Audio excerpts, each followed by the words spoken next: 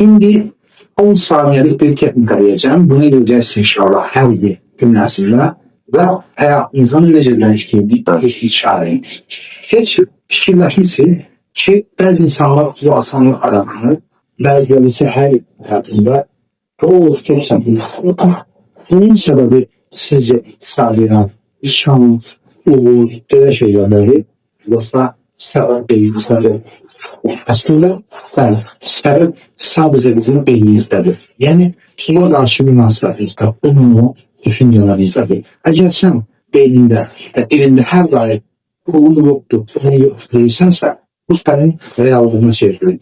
Ve pulun olmamanın pulun sende kalmamanın hayat karşına, yani bu enerjine göre hayat karşına en situasyonlar çıkarır. Ve sen bunu çok sevdiğin kazanırsan pul gelse bile senden alır.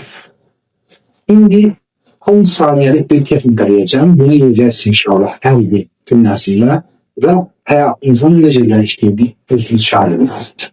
Gözünüzü yumursunuz, 10 saniye. Dərindən nefes alırsınız ve həmin vaxtda özünüzü təsəvvür edirsiniz ve cibinizdə tüm pulların olduğunu təsəvvür edirsiniz. Ve o an gözünüzü yukarıya alıyorsunuz başınızı ve pulun size magnet gibi geldiği sağdan, soldan, yukarıdan, aşağıdan, arkadan, her yerden sağa doğru geldiğini təsəvvür edin. Günde sadece bu saniyetinde 21 gün sonra nəticə tutuyor və onun şart etməsində kolayca çalışır. Minnətlər.